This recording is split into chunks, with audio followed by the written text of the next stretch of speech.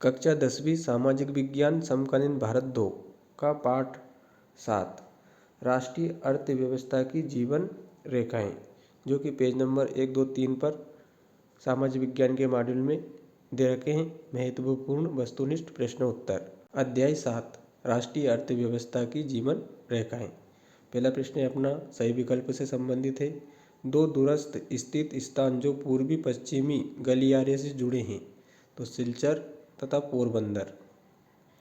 उसके बाद में दूसरा प्रश्न है स्थानांतरण हानियों तथा देरी को घटाता है, तो इसका उत्तर आ जाएगा पाइपलाइन परिवहन। तीसरा है हजीरा विजयपुर जगदीशपुर पाइपलाइन से नहीं जुड़ा है, तो महाराष्ट्र नहीं जुड़ा है।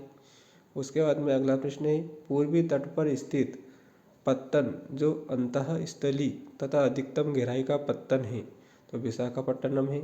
भारत में वस्तुओं तथा यात्रियों के परिवहन का प्रमुख साधन है, तो रेल परिवहन।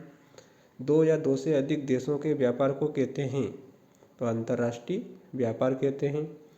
अगला प्रश्न है निम्नलिखित में से भारत का कौन सा पत्तन है जो देश के कुल लौह अयस्क का 50% निर्यात करता है, तो इसका उत्तर जाएगा मारगाओ। उसके बाद में अगला प्रश्न अपना रिक्त स्थान से संबंधित है। जल परिवहन देश का सबसे सस्ता परिवहन का साधन है, सस्ता आ जाएगा रिक्त स्थान में। भारत विश्व के सर्वाधिक सड़क जाल वाले देशों में से एक है, सड़क आ जाएगा रिक्त स्थान में। ठोस पदार्थों को तरल अवस्था में परिवर्तित कर पाइपलाइन परिवहन द्वारा ले जाया जाता है, तो पाइपलाइन आ जाएगा। वायु परिवहन तीव्रतम आरामदायक एवं प्रतिष्ठित परिवहन का साधन है, वायु आ जाएगा। एयर इंडिया घरेलू और अंतर्राष्ट्रीय वायु सेवाएं भी प्रदान करती हैं, अंतर्राष्ट्रीय आ जाएगा। पर्यटन राष्ट्रीय एकता को प्रोत्साहित करता है, तो राष्ट्रीय एकता आ जाएगा रिक्त स्थान में। उसके बाद में प्रश्न क्रमांक 3 सत्य असत्य से संबंधित है। पहला है भारत में सड़क परिवहन रेल परिवहन से पहले प्रारंभ हुआ, तो यहाँ सत्य है। भारत पेट्रोलियम का निर्यात करता है। दूसरा है भारत पेट्रोलियम का निर्यात करता है, तो यहाँ भी सत्य है। पवन हंस का एक हेलीकॉप्टर सेवा है, तो पवन हंस एक हेलीकॉप्टर सेवा है, सत्य है। पारादीप पत्तन महाराष्ट्र में स्थित है, तो यह असत्य है। हल्दिया तथा इलाहाबाद के मध्य यमुना नदी जलमार्ग है, यह भी असत्य है। कोंकण रेलवे का विकास भारत के पूर्वी तट पर किया गया है, तो यह भी असत्य है। उसके बाद में सही जोड़ियाँ बनाई हैं, तो सही जोड़ी बनानी है इसमें। राष्ट्रीय राजमार्ग तो केंद्रीय लोक निर्माण विभाग, इसकी सही जोड़ी होगी।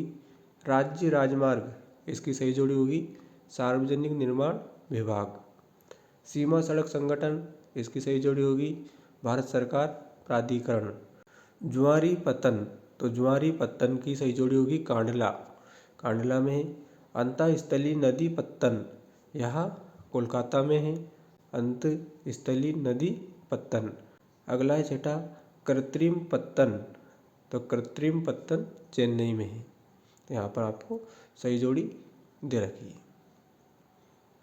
उसके बाद में एक शब्द या एक वाक्य में उत्तर लिखिए। तो राज्यों और देशों में व्यक्तियों के बीच वस्तुओं का आदान प्रदान क्या कहलाता है, तो राज्यों और देशों में व्यक्तियों के बीच वस्तुओं का आदान प्रदान व्यापार कहलाता है। किसी देश के अंतर्राष्ट्रीय व्यापार की प्रगति किसका सूचक होती है, तो किसी देश के अंतर्राष्ट्रीय व्यापार की प्रगति का सूचक आर्थिक वैभव होता है। किसी देश के अंतर्राष्ट्रीय व्यापार की प्रगति का सूचक आर्थिक वैभव होता है।